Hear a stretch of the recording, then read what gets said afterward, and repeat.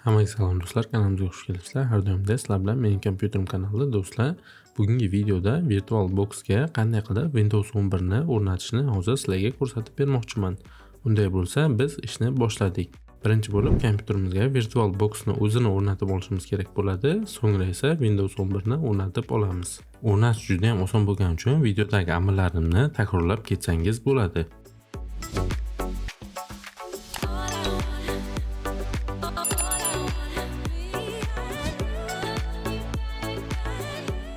VirtualBox ni o'rnatib bo'lganimizdan so'ng dasturga kiramiz va undan so'ng VirtualBox ni qo'shimcha fayli bor.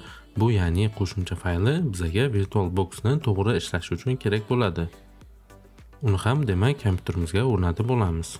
Ya'ni VirtualBox ga o'rnatishimiz kerak bo'ladi.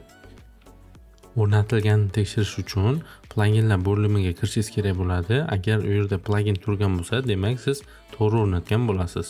Endi esa VirtualBox ga Windows 11 ni o'rnatishimiz mumkin.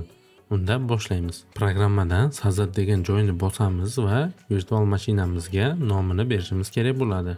Keyin esa virtual mashinamiz qayerda turishini ko'rsatib berishimiz kerak bo'ladi. Men virtual mashina uchun alohida papka ochib, uni Windows 11 deb nomlab qo'ydim. Shundan so'ng 3-qatorda Windows 11 ni sistema faylini ko'rsatib berishimiz kerak bo'ladi. Siz esa Windows 11 ni bemalol Microsoft saytidan yuklab olishingiz mumkin bo'ladi. Microsoft saytidan yuklab olganingizda u ISO formatda bo'ladi. Ya'ni mana shu ISO formatdagi faylni VirtualBox ga hozir ko'rsatishimiz kerak bo'ladi. Keyingi o'rinda domashniy versiyani o'rnatish kerakmi yoki Pro ni o'rnatish kerakmi? Mana shu narsani belgilab ketishimiz kerak bo'ladi. Shundan so'ng qolgan nastroykalarga tegishimiz shart emas, shunchaki daleni bosamiz. Keyingi etapda esa qancha protsessor berishimizni va qancha operativka berishimizni belgilashimiz kerak bo'ladi. Bu yerda kompyuterimizni kuchiga bog'liq bo'ladi. Agarda sizda 4 yadro bo'ladigan bo'lsa, unda 2 yadro berishingiz mumkin. Agarda 6 yadro bo'ladigan bo'lsa, 3 ta yoki 4 ta yadro berishingiz mumkin bo'ladi. Operativka ham xuddi shunday.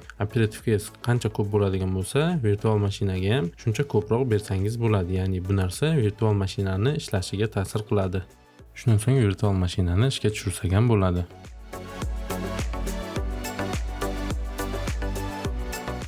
Ustanovka oynasi ochilgandan so'ng videodagidek qilib nastroyka qilib ketsangiz bo'ladi.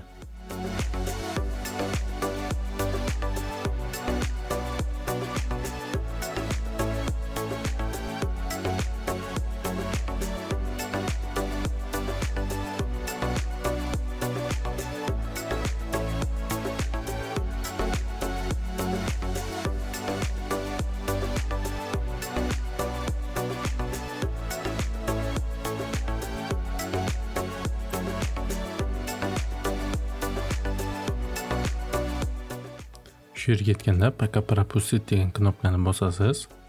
Keyin esa "Личное использование" degan joyni bosishimiz kerak va daleni bosamiz. Keyin esa Windows yangilanish bormi yo'qmi o'shani ham tekshirib ko'radi. Agar bor bo'ladigan bo'lsa, yangilanishda davom etadi. Oxirgi etapda rабочий stolga chiqishimiz uchun biza Microsoft akkauntimizni kiritishimiz kerak bo'ladi. Buni Microsoft akkauntdan kiritmasdan ham lekin rабочий stolga chiqsak bo'ladi. Buni ekraningizda ko'rib turgan video orqali qilishingiz mumkin. Bu video meni kanalimda yuklangan, bemalol qidirib topib olsangiz bo'ladi.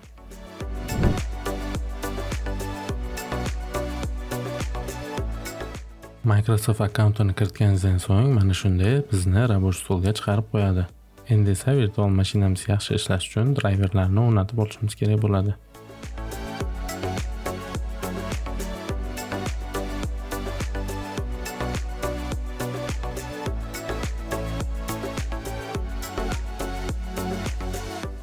Driverlarni o'rnatib bo'lgandan so'ng перезагрузка berishimiz kerak bo'ladi.